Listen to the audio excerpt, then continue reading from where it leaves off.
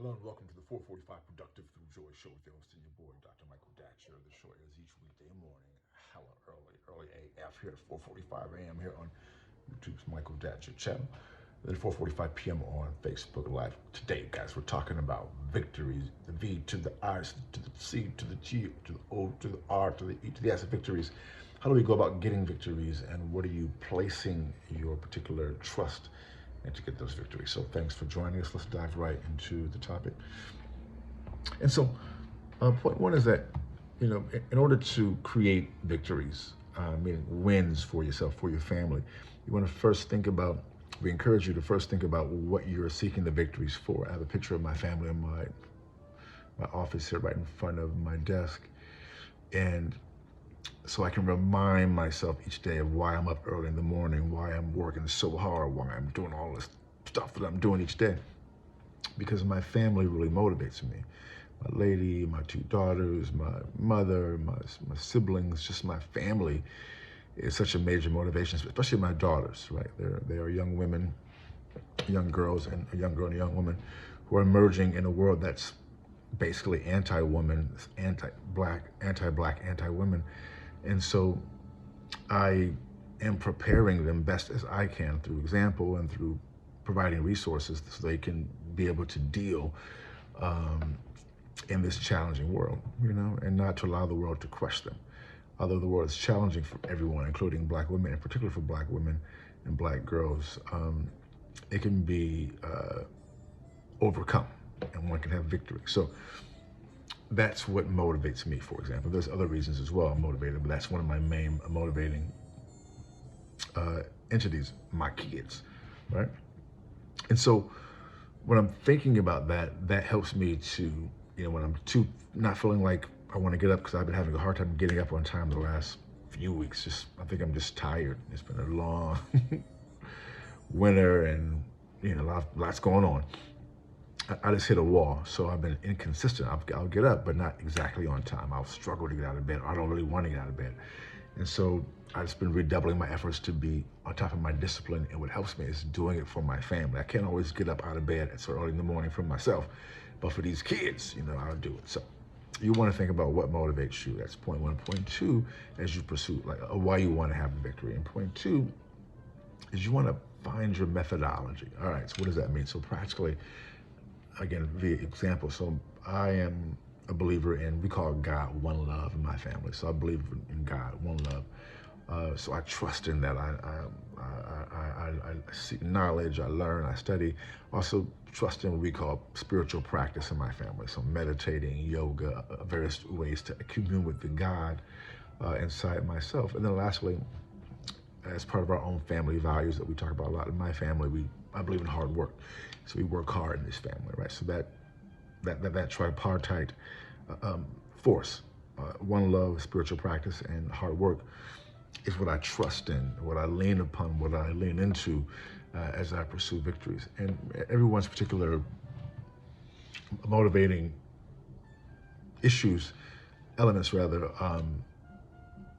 can be effective if you lean into them and do them consistently. But those are the things that I rely upon. So I'm just saying that so that you want to think about, I encourage you to think about what you trust in, what you're leaning upon, and do those things. As I was sharing before, although I know getting up at a certain time helps me to have enough time to do what needs to be done, meditating, reading, writing, doing my early morning work, so I can going out, running, doing what I do each morning. And if I don't do them every day, it impacts me. I'm just not as powerful. I don't believe as much. I'm not as confident because I'm dreaming big. When you dream big, you have to have a certain level of confidence in the big dreams, right?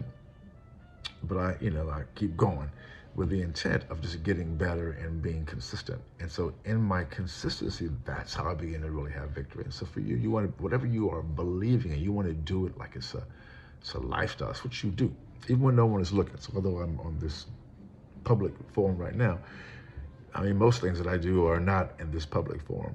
It's behind the scenes, so to speak. And I'll share from time to time so people just know this is not easy for me. I didn't wake up like this. This is work, and one love and spiritual practice. And given my own very complicated background, I know that if I can do this work, other people can as well. Maybe not everyone can do this, but a lot of people can if they rely upon their own kind of spiritual power, spiritual practice, and hard work.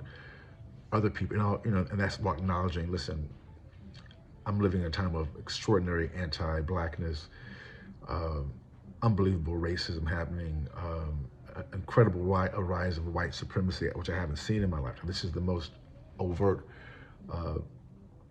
exploration for the country that I've seen in my lifetime of a white supremacy run amok, out and out white supremacy. And when you're black and living in a white supremacist world, when they're coming for black people, it can be scary if you have kids especially. So, and the odds are against us because of what's happening in the planet. So I know that can be daunting and disturbing, and that's all the reason more why I feel like I need to be on top of my game and calling other people to be on top of their games as well, because white supremacy is coming for black people, 100%. We haven't seen this seemingly since Jim Crow, right? Post Civil War.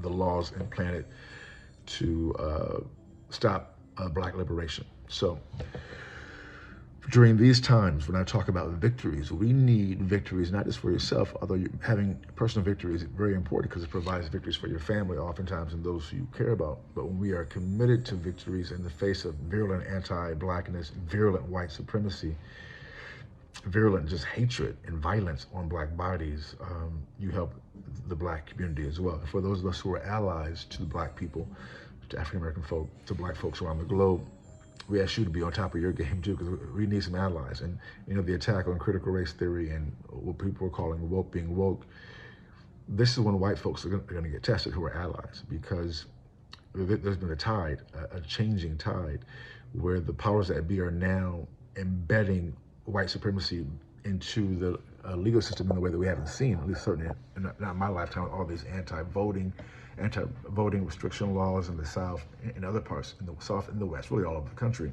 Over 30 states have passed them, where the GOP runs the state house. It's white supremacy run amok. And so we need our white allies to stand up and talk to y'all people, be like, what y'all doing? And be aggressive in stopping what's happening, because we, black folk don't have the numbers to stop that type of white supremacist takeover. But some of our white colleagues can be very influential in this process, although we seem to be outnumbered right now. So, but the goal is to get to victory, and to get to victory in a consistent manner by relying upon what you rely upon and doing it consistently. Because we need people, because white supremacy is consistent. It's been going on for a long time. Now it's organized in a way that we really haven't seen. I mean, it's really extraordinary. And so we need all hands on deck. We need people to go for the victory, for the good of the planet, for the good of all, for the good of some black folk as well. Boom, it goes to dynamite. We'll see you guys this afternoon at 4:45 p.m. Till then, let's talk about it and be about it.